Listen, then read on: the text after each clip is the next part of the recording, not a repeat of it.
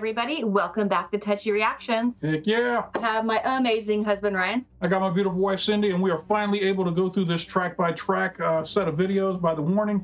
We're going to do this in two parts. We got side A of the album, which is 6 Feet Deep, Sick, Apologize, Qué Más Quieres, More, and Escapism. And then we're going to do a second video with the second half of the video, the second half of the album on the B side. So let's go ahead and jump into it. You ready? Yes. All right, here we go. This is 6 Feet Deep. Oh, yes.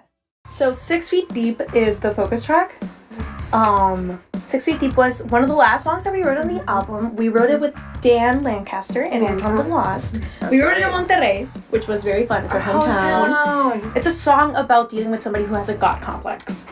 And just like venting about how frustrating it can be to push like those type of people off of their pedestal and kind of like ground them in reality for a second. It was such a fun song too. It was, because at one point we were like writing lyrics and like that's so mean, but like that's what needs to be said. Yeah, we were just letting it out for sure. For sure. And I feel like vocally this is one of the songs where I kind of like was pushed into a different direction in a good way. It was kind of like a challenge because I usually in our music we just kind of like let it all out and like This is, oh, it's almost done, but this is probably one of the songs that they're all so catchy and they all get stuck in my head. But this one right here, I find myself singing in my head all the time. Oh, totally. It's just that one song that just keeps coming back. And she, like she said, she was reserved, but she couldn't just like lay it all out there in this song. She just like had to hold something back, and then Cause it's over. and here it was just kind of like sweet and whispery, and then in the chorus there's a range. There's a range. I had to use my falsetto too in the pre. All right. So I'm gonna challenge, or not challenge. I'm just gonna pay attention. Let's see how many of these videos go by that Ale doesn't say a word. That was one. She didn't say anything on this one, which is fine. That's kind of like the dynamic. Pal's normally the most outspoken, followed by Danny, and then Ale will chime in with little gold nuggets here and there. All right, that was 6 Feet Deep. It's pretty much exactly what we thought it was. Actually, we thought it was about the haters a little bit, about how they were saying that you've been hating on us our whole life, and now now you're gonna be 6 feet deep while we're raising to the stars. Anyway, let's go ahead and jump into Sick. I think we know what Sick is about, but let's see what the girls say it's actually about. You ready? Yes. Here we go. Sick. That was the first single that we released in 2024 of this album. Sick was one of those songs that really pushed the direction of like the whole album. album. For sure. The video for this song was just groundbreaking, beautiful. They did a hell of a job on it. Shout out to the director and the girls. It just came out beautifully, and it was so metal. Love, love, love it. Backing up 5. Here we go. It was one of those songs that really pushed the direction of like the whole album. For sure. We wrote the song in 2022. Mm-hmm. We were just finishing a fall tour. We were exhausted. Tired. We honestly didn't want to do this writing session. We didn't want to work that day. But it was our first time working with Anton the Lost, which became our producer for the whole album. And he wasn't answering his door. And we were like, we were about to leave. We were like, if he doesn't answer in the next 5 minutes, we were so tired. And I'm honestly so glad we didn't, because we ended up working on the whole album with him. It was just such an amazing songwriting session. We're getting so much Ale in this one after I just said that. I know. Back it up. On the whole album with him. It was just such an amazing songwriting session. We had instant chemistry with Anton, and we loved how Sick turned out. I feel like it really marked the direction that we were going to take this whole album in. We were exploring things, like different things sonically, and I feel like it opened up a door. Yeah, I noticed a lot more distorted guitars on this album. Oh yeah, and I like it. I like it. They developed their sound more like they had a great sound before, but now it's like they're constantly evolving, and I like that. It keeps everything fresh. And man, do they write some good lyrics. I'm starting to think, does the term "the warning" is that the type of subject matter they write about is kind of like they're writing a warning to the world about all these different things, capitalism, not taking care of the planet, not being braggadocious, all those. It's kind of like their theme is warning people about life. I don't know. I might be wrong. That's a nice little theory. If you think about a lot of their songs, they have that kind of message. Oh, wow, this one's long. This one's like 2.5 minutes. Cool.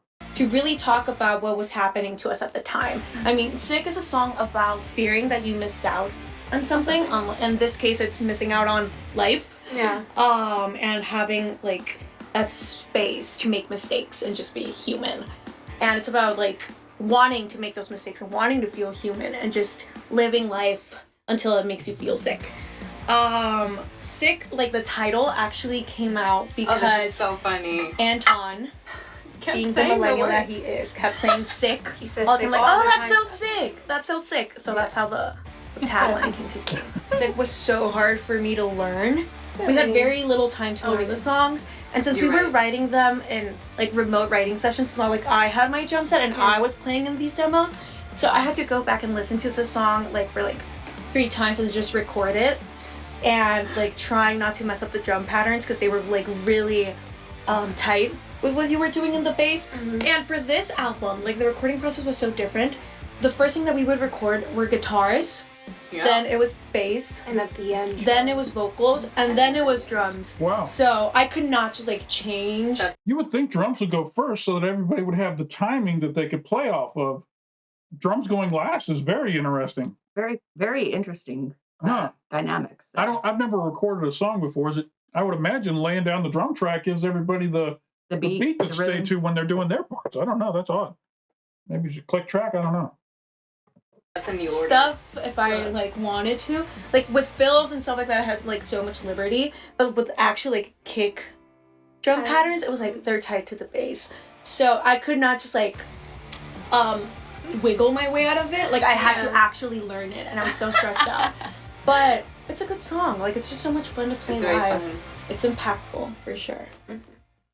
Killing it.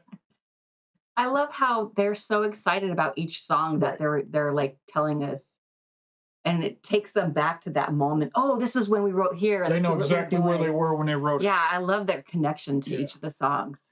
All right, next one is Apologize. I think we came to the conclusion this one's about someone who's wronged you in the past, and you're like, all you gotta do is apologize, and they just won't do it. Let's see what they say. All right, here we go. Apologize. We're so in sync. I know. It's because that's how it goes. Okay, Apologize was probably the first song that was written on this album, technically. I wrote the pre-chorus to the song in like 2016, so I was like 14. I had that little snippet of the song, and I was just not able to use it at any time like in the past. I want to do the math. 8 years. I wonder if she's talking about the part that goes. Na, na, na, na, na, na, na, na, na. Is that the pre-chorus that she's talking about? I don't know. It's not your fault now. That's insane. I don't like that number. I don't like that number. But then I started writing. This song used to be called Hunger. So I started writing Hunger, and I had that pre-chorus, and then we started writing Apologize. Like the 3 of us together, and then Anton was involved. And it's one of those few songs that really started out with like me on the piano, and then it evolved into what it was. I feel like very such few songs. The Warning. OG The Warning. Kind of. I love how the song turned out. I feel like it takes you on a journey. Like the whole song is just like the drop is just so unexpected, and I really love how like the song turned out from like so different. It used to be so different. I love how it turned out because I would have never imagined it turning out that way, and I honestly used just to be kind of bad. Even the ending, we totally winged that out. Yeah, like in the studio. Yeah, like, at the very last, like also the chorus. We didn't have a chorus. You're right. I remember like we all it was gave up on verse. this song. It was we all left like in the studio, like They're all just talking over top of each other. I was just thinking how cool it would be for them to record them writing. I'm sure they do. So that record their. if they do a documentary one day, we can kind of see Pow working out Apologize on the piano. You know what I mean? That would be cool. That would be really neat. There's a lot of even pressure. Anton, we were just like so stressed because we weren't finding we couldn't The find riff the sucked. riff. The riff was mine. I'm a drummer, so it was not the best And riff we in the all world. kind of gave up on it. Like we were just like so stressed. We couldn't find the right riff, the right like sound, and it just at the end like And now I love it. it all just came together. It is. I love it. We released like the little snippets, and it's the song that fans are most looking forward to. Yeah. And They were I love captivated that. by it. Oh, so they recorded this before they dropped the album. Yeah. She said this is the song the fans are most looking forward to, not most enjoyed. You know what I mean? So yeah, that's cool that they recorded this beforehand. I love this little setup they're in with the huge mixing board in the back. Oh, And yeah. are those lights or speakers? Those are speakers. It's a cool little vibe. Definitely studio-esque. Esque. And I get to scream on the song. I get to passionately scream, apologize. I get to hear Oh, you yeah. live in my Oh. ears. Oh, yeah. And I have to say this because, I mean, I had to learn how to play the whole song with a slide on my finger because that riff in the chorus has the slide. I've never played with a slide Really? before. I did not know that. So I had to learn how to do it in the studio and then for the live. We have to versions. practice it for the live Like, versions because it's not I had fun. never done that before, and it's like challenge accepted. You wait. for sure. I didn't know you haven't done that before. Never. They left the piano part in on the end of that song from when they were writing it. From the real. Remember when you Yes. can hear it right now in the background. Yeah. Never. Congrats. Thank you. Nice. That's cool that she learned that, that she can adapt. They're constantly improving their craft, you know what I'm saying? All right, ¿Qué Más Quieres? What more do you want? They're only a Latino Spanish-speaking song on the album. You ready? Yes. Okay. Qué Más Quieres is the Spanish record on this album. Yeah. It's always very exciting to write songs in Spanish. We are Mexican. We were born and raised in Mexico. We still live in Mexico. You see us speaking English right now, but we usually, all the time, we just speak in Spanish. Correct. But funny enough, we don't write that much in Spanish. It's really hard to write songs in Spanish, fun fact. You would think it'd be easy because most of the songs in Spanish end in O or A, right? So rhyming words should be simpler because most of the words end in O and A, right? I don't know. I don't know. Am I wrong? Maybe I'm completely wrong. These guys are telling us it's wrong, so I must be wrong. Stupid gringo. And we're very picky with it. Like Yeah, once very. we want to have a good Spanish is just a very complicated language. I'm gonna say it. Like we just have so many words for everything. so many things, and they're really long words. Yeah. But like my favorite songs ever are in Spanish because When it's it's just done such a like wonderful really language. well, it's just So we try to make a point of like having at least one Spanish song on each album. And I love that. I do too. love that they do that. It's for a couple of reasons. One, it exposes those of us who don't speak Spanish to the language, and we get to enjoy learning about it. But two, it pays homage to their heritage, and it lets the folks in Mexico know we're not abandoning you for the English language. Yes, most of our album is in English, but we're going to make sure we give you at least one song on every album that you can enjoy in Spanish, that can play on the Spanish radio, all that kind of stuff. And it broadens your knowledge Yeah. of the language. Yeah, kind of makes us all a little closer. Those of us, crossing borders kind of thing. I love that. To make a point of like having at least one Spanish song on each album. And for this song, ¿Qué Más Quieres? We originally had a song and it was in English, but we were like, listening to it. We're like, this sounds like a the track in Spanish. Spanish. Yeah. Yeah. And so we changed it. rewrote the whole lyrics. We But, like, changed the topic. The week we had to record it. Not even a week. The day. The so day. bad. The Like, day. I forgot- we wrote the whole. We just pushed it out of the way for so long because writing in Spanish is Yeah. hard. But it turned out great. My mom helped us write Yes. the lyrics. Fun Aw, fact. yes. She's great. Shout out to Moni stepping in. They wouldn't let you rewrite the lyrics on what was that song? The Sharks? No. What's the one we did last? Consume. Consume.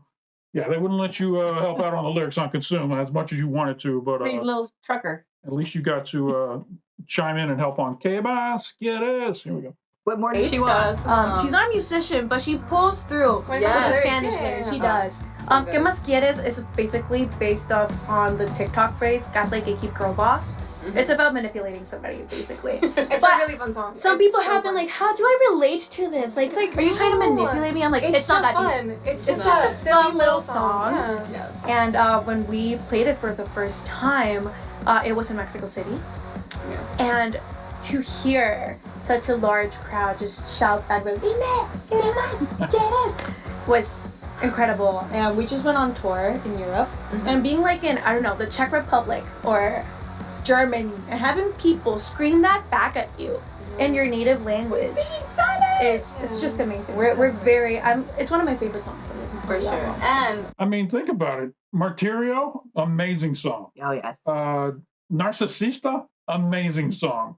All their Spanish songs are just as incredible as They're little their gems. English songs, if not better. Oh yeah. I mean, they come on and we're not mad that the Spanish song's on. We're going to try and sing along with the Spanish song as best we can. I mean, we're going to butcher it, but we're going to try our best. I wonder if they'll ever put out a song in both English and Spanish. Like this is the English version and this is the Spanish version of the same song. Or intertwine the languages. Maybe a little bit each, kind of like K-pop does. Mm-hmm. Also, go check out the music video if you haven't. It's a very fun music video. I directed it. I was debut as a director. co-directing it. It was so much fun. Yes. And usually when we're writing, I have Pinterest boards for everything. I write with like a lot of Visuals in visual mind. things paired with it. So for this song, to have the music video with what I imagined since the very beginning was just like a very big dream come true. Yeah.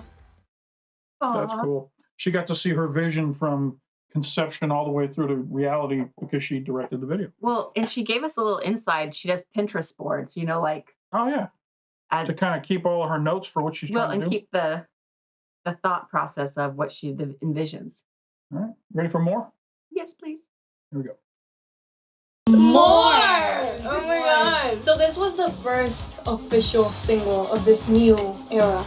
Yes. Right? It's already a year ago. That was a year ago. I remember when we released it, we were super nervous. Yes. Because out of the whole album, this is like kind of like the poppiest one. Yeah. And all of it. It lives in that pocket of very like pop rock-ish. It's very dancey. It is dancey. It's really funky.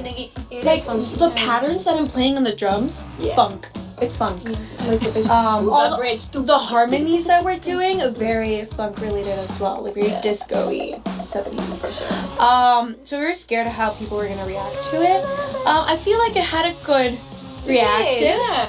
I hear a lot of folks online in the comments to the videos that we make for the warning, talking about how they just love the live versions. They're not huge. I mean, they like the studio versions, but they really prefer the live versions because they sound more metal, they sound more rock. Oh, a lot of the studio versions have been kind of popified a little bit, made more radio friendly kind of thing. They have all the different buffers and some folks are like originalists. They don't want to hear. They want the girls to stay rock, they stay metal, not linger into these other genres a little bit. I enjoy them all. Live, studio versions. Just give me. I'm gonna listen to it. Yes. People took it like it's very different from what we usually released. So I feel like people were kind of like, do I like it? Do I not? But when we play it live, actually, I love playing that song live. It is such a hard-hitting song, and there are various. Now that like a year has passed, we play it live, and it starts, and people go absolutely insane. Yeah. We wrote more with Anton DeLoss and Nico Rubio. It was one of those times. I feel like it's the only time where we've had another songwriter in the room who can also speak Spanish. Yep. So that was so different for us. It was really fun. And more is about wanting more in life and just like looking for that constantly. And I play the cowbell on this song. That's true. And actually, it is one of the hardest parts in like the whole album. I struggle so much to like actually like be I in can the see pocket. your face of like concentrating, playing that live. Get it right. I'm usually just staring at the cowbell. That was like, I think that was the first song I recorded on the bass. And it was so different because Anton loves like doing slides and bends.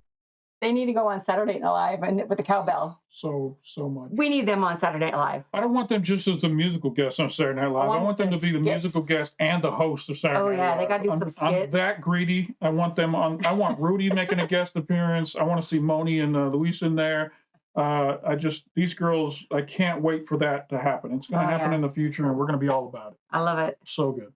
And stuff like that. And because Danny recorded like guitars first, I had to match every slide and bending Danny did perfectly, and it was so hard. I remember I was in that booth for like 2 hours recording the backing vocals for this because there's just so many layers. Yeah. But honestly, It turned so out good. great. I love They're them. really good I love harmonies it. on this song. I I love love them. Yeah. Nice. They do have some tight harmonies on that song. Yeah, you can tell they love the process. You know what I mean? They love making the art. It's not work for them. I love how their face lights up, like, oh yeah, I was in the booth for 2 hours, or this or that. Yeah. And then like even when she talked about the cowbell, Pal was like, I wonder if they're as impressed with their music as we are. You know what I mean? every song they put out is singable, great, beautiful music, all of it. I wonder if they are impressed with it as we are. They have to be. Or are they still shocked that people are listening to them? I don't know. All right, this is the last one for this session. We're going to be doing Escapism. And you ready? This one's got kind of a slower feel to it, so I'm curious to see what their method was on this one. Escapism.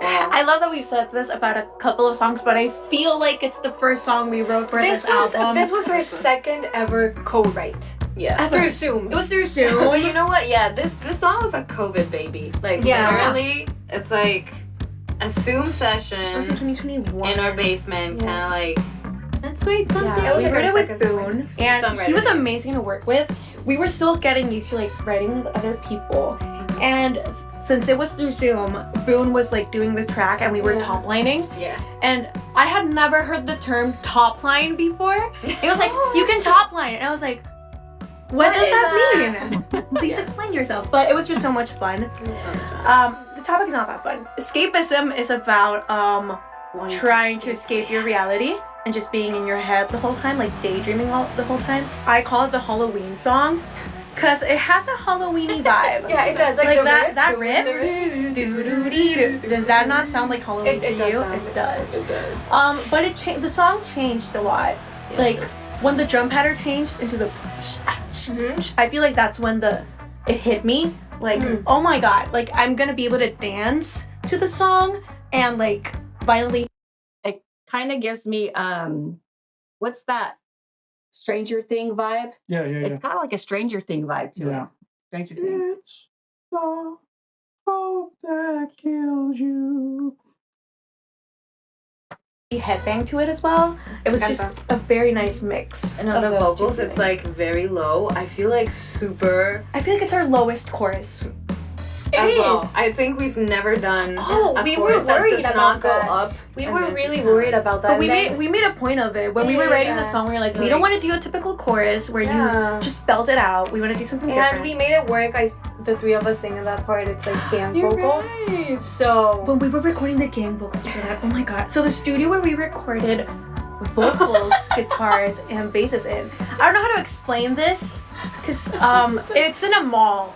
The studio is in a mall. Okay, so imagine that somebody has like a store yeah, and it's like a local. there's just a studio in there, but you have stores and restaurants right next to you. There was a dance studio literally right across. But So, like, we the didn't doors. like Anton didn't want to record in the soundproof room. He So we wanted, did it like a in bigger. the lobby, in, like, let's the say. lobby. But the doors were made of glass, so everyone can hear things outside. So And we we were hear just everything from the other screaming the chord. Can you imagine you're walking through the mall, you look over in the warnings in a store, recording a song. They're in the studio right next door, just playing in the lobby. We won't leave that glass. We'll be there until they leave. I'll instantly become security. Security. For like a good 20 minutes. That And you was would see funny. people just passing by like, what's going on? We closed the curtains. Yeah. So we did. Yeah. And we were trying to like not get the children screaming into the mic because ballet classes are hectic. Yeah. Yeah. But Escapism was one of my favorite songs to record. Yeah. Because when you do get the I just love the thought that there's a ballet class going on right next to a rock song being written in the mall. Just the visual of that. And they're worried about the ballet girls screaming. right. We better not hear them. Yeah. Yeah. But Escapism was one of my favorite songs to record. Yeah. Because when you do get those drum patterns, like with the bass, when I was tight It's so and grooving, so good. I felt like a complete like machine. I felt so powerful when things did go. Now, playing that live, It's gonna I be feel like it's either gonna be like the most impactful thing that we've ever played. the most like Hey, underwhelming. or, like, yes. It's gonna be the most impactful. Hey, It went pretty well. Manifested. Yeah. Universal, so Yes. I dig have it. high hopes for it. I always feel like that's the rest song that they're going to do because it kind of slows down. They've got all these fast-paced, high, heavy rock songs, and that one just kind of, it's a chance for them to take a breath in the middle of their set and, enjoy things. All right, I'm loving this. I can't wait to do the next 6 songs. This was part 1 on side. This was side A of the album. Next, we're going to do side B of the album, and I hope you guys enjoyed this reaction. If you did, hit that like button down below. It doesn't cost you anything. Makes us feel good when people like our videos. Gracias. And if you're not already subscribed to Touchy Reactions, hit that subscribe button down below, and then hit that bell off to the side. It'll let you know anytime we drop some new content over here on the channel. We also have a Patreon. There's a link up in the corner and down below in the description. Shout out to all of our patrons. Lots of Warning fans over on Patreon. Probably because we got that Poland concert up there for free for everybody to come check out. But Well, shout out to all the new fans on Patreon. I can't wait to go see these 6 songs live. Totally. We get to see them twice this year. We're seeing them in Nashville and we're seeing them in Toronto, which reminds me we've got 2 tickets to Toronto to give away. Hit this email address right here, touchyreactions@yahoo.com. Let us know why you should get those Toronto tickets. It's for October 30th. Whoever sends the email in, we're going to let you know that the tickets are yours. You got to send in an email though. I'll let you all in on something. Nobody has sent me an email. I think maybe either nobody wants to go, which is something I don't believe, or everybody just assumes that there's going to be so many entries that they don't stand a chance. But I've got 0 emails asking for these tickets. So if you were hoping that you had a chance, you have a chance. There's a chance. Send me the email, touchyreactions@yahoo.com. We'll get you those tickets. This was a lot of fun. Cindy, thank you for joining me on this one. You look gorgeous as always. Why, thank you. And for anybody who stuck around here to the very end of the video, we appreciate you stopping by. And don't forget to come on back. Bye. If you enjoyed that video, YouTube has an algorithm that knows everything you like and knows you like this. Come check it out. You know you wanna.